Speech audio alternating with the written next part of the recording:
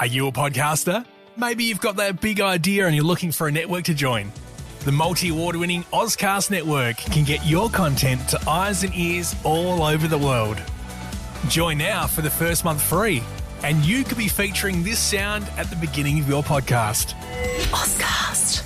Simply head to ozcastnetwork.com for details. The information contained within this podcast does not consider your personal circumstances and is of a general nature only. You should not act on it without first obtaining professional financial advice specific to your circumstances.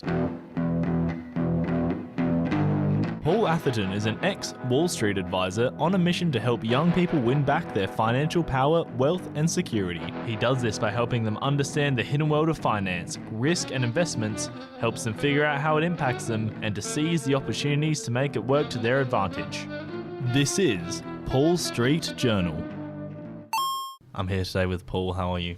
Hi, Tim. I'm really well, thanks. It's good to have you. Well, I've been listening to your advice. I'm really excited for my future, and I'm expecting to have quite a good financial future.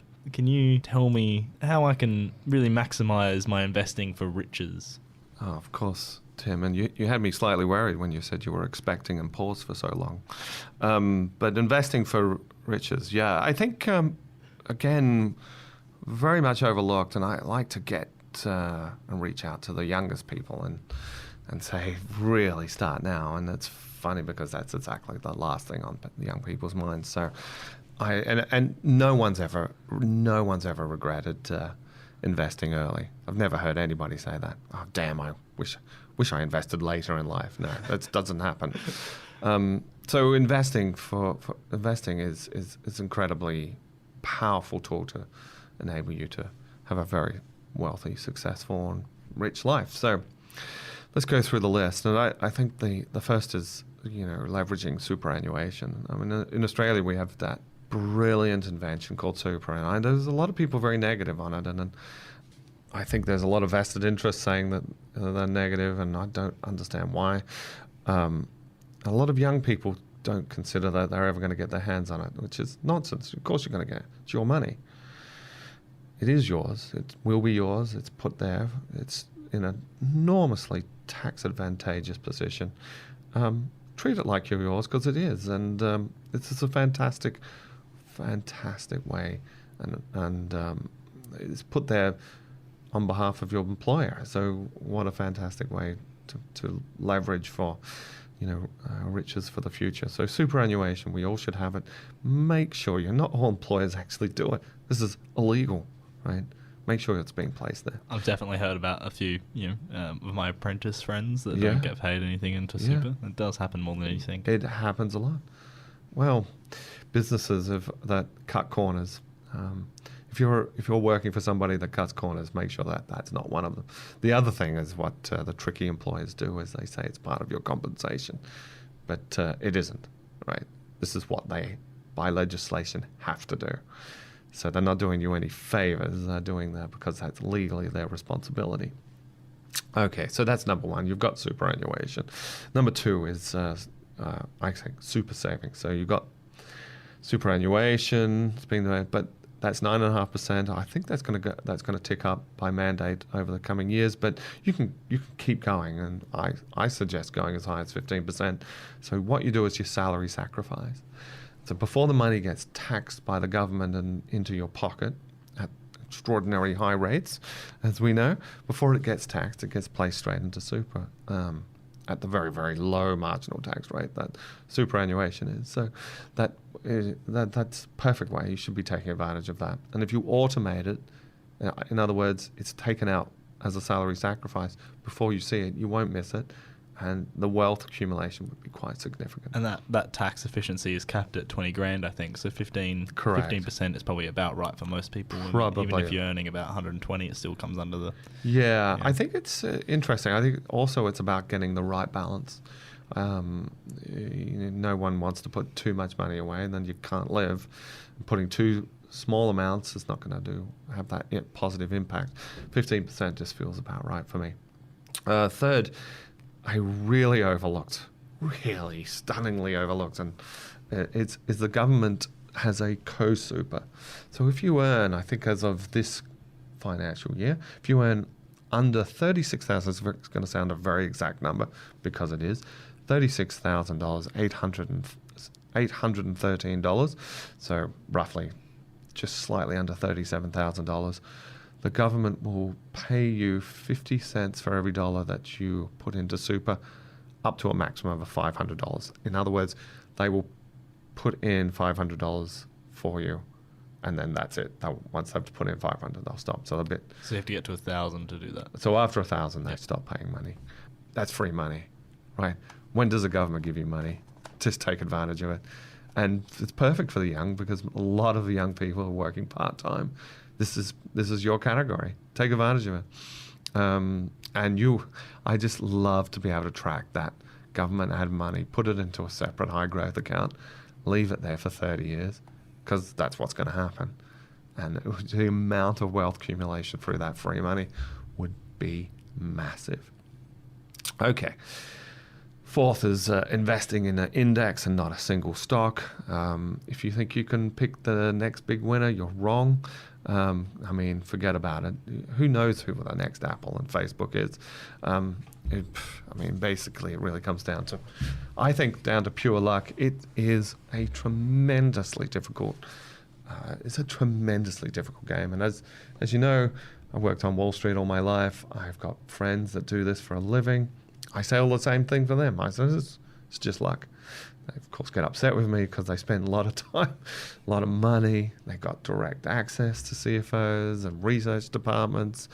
But the statistics keep coming back year in, year out, that a simple index fund will beat them, right? And not just kind of beat them, really, really beat them, and always consistently. So why bother? Just keep it on a low-funded index fund, maybe S&P or maybe Australian stock market, something that indexes a broad spectrum of the stock markets. And so diversify through, the next one would be diversifying through more than just asset allocation. So people traditionally, and I think perhaps people have challenged this since the global financial crisis, when people were in safety of bonds and found out those bonds were worthless, or the safety of this or the safety of that, and found that they weren't as safe. So asset allocation is a process for risk management. So I won't say it isn't. Put a certain amount on bonds and a certain amount in cash, a certain amount on stocks. This is a way to doing it, but I think you need to be a little bit smarter than that. What I tell people is we tend to be incredibly leveraged to Australia. All my clients are, well, once they become my clients, they're not. But so you have a house that is clearly in Australia by a bank, an Australian bank. You have you're employed in a company that clearly resides in Australia, and you also have investments all in Australia, and your bonds and stocks are all Australian. So you're 100% focused and leveraged to an Australian economy. That's not diversified. So we're in a modern world. You can access international markets very easily and do it.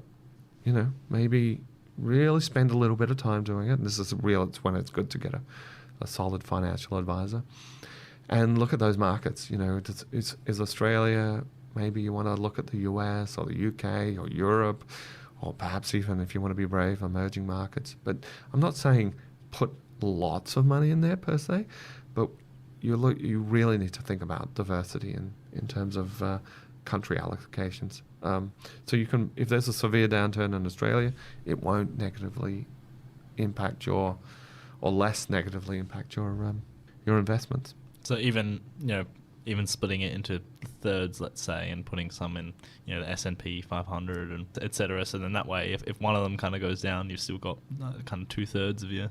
Perfect. Yeah. I actually, Tim, it's funny, and maybe you've been talking to me too often, but that's one of my rules, is the rule of thirds. Oh, you're joking. Yeah. So the rule of thirds, it's a third in Australia, a third international, a third potentially in bonds or whatever. But again, for our listeners, try and get some solid financial advice.